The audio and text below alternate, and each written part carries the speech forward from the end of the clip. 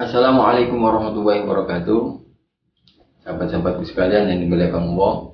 Kali ini saya akan membahas satu tema penting yang biasa dibicarakan dalam kajian fikih keluarga, yaitu tentang nikah siri.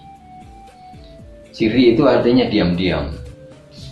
Tapi dalam pengertian kita yang formal, nikah siri itu tidak selalu diam-diam.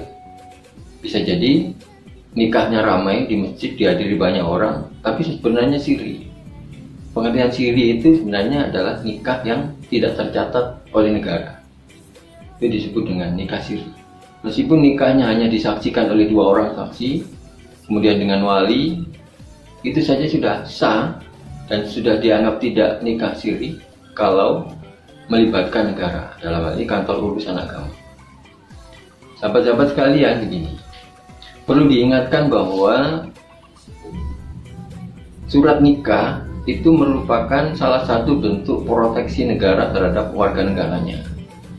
Kadang-kadang kita tidak fair ya, ketika ada sesuatu yang menyangkut hajat hidup kita sebagai warga negara, kita memprotes negara. Kenapa negara tidak begini dan begitu? Kenapa negara tidak hadir?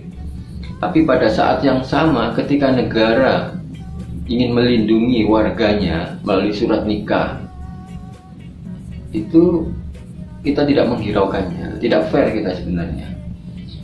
Jadi surat nikah itu maksudnya adalah bentuk proteksi negara terhadap warga negaranya, karena menikah itu terkait dengan kewarganegaraan, terkait dengan hubungan hak dan kewajiban antara laki-laki dan perempuan.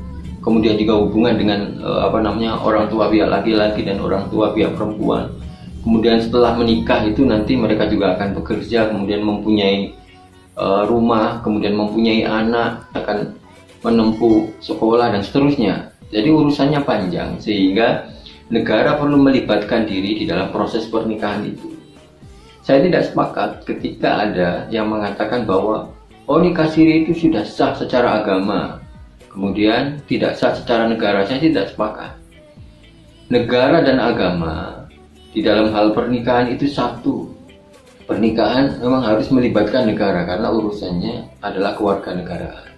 Maka nikah siri sangat tidak direkomendasikan. Kalau misalnya kita berkomitmen untuk menjalin hubungan, ya harus gentle ya. Harus diurus menurut prosedur yang berlaku. Karena pernikahan itu nanti tidak hanya terkait dengan urusan ketika mereka melangsungkan akad nikah, tapi urusannya panjang. Jadi misalnya gini, untuk pasangan yang ingin segera melangsungkan pernikahan pada saat masih jauh ya, misalnya dari rumah, ya harus diurus terlebih dahulu surat-suratnya. Tidak bisa menikah di tempat kuliah misalnya ya, atau di tempat kerja tanpa sepengetahuan orang tua, kemudian tanpa sepengetahuan negara ya, tidak diurus melalui kantor urusan agama. Ini sangat terburu-buru. Karena menikah itu, maaf ya, bukan hanya untuk urusan biologis saja, tapi urusannya panjang, terkait dengan masa depan 2 mempelai dan anak-anak mereka, masa depan banyak orang ya. Maka negara wajib hadir. Juga yang begini, kadang-kadang pernikahan siri itu terjadi pada seseorang yang akan melakukan poligami. Nah, kalau poligami dilakukan secara siri, menurut saya tidak gentle ya. Jadi kalau memang sudah siap untuk poligami, ya ikuti prosedur yang berlaku. Tidak ada yang menghalangi kita untuk melakukan poligami, karena hukum Islamnya sudah jelas dan negara juga memberikan peluang untuk melakukan poligami. Tapi caranya harus gentle. Mengurus ke pengadilan agama, surat izin poligami ya, nanti disidangkan di situ, menghadirkan pihak istri pertama, kemudian setelah disetujui, kemudian baru dilimpahkan ke KUA, kemudian tercatat, sama-sama tercatat. Poligami itu nanti juga menyangkut persoalan keadilan.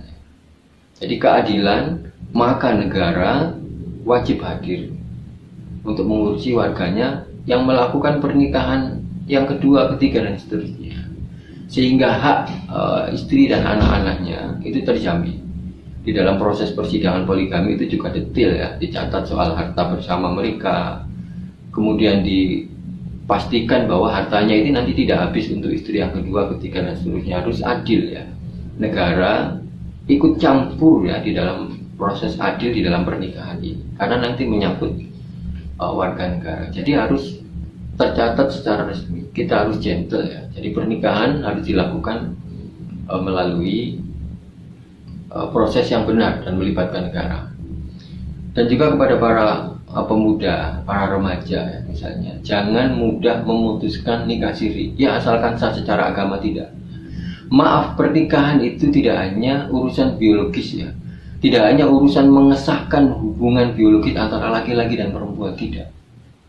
Kalau memang masih belum siap untuk menikah misalnya, maka ada prosedurnya ya, puasa dulu, tahan dulu, arahkan ke hal-hal yang positif, masa depan masih panjang.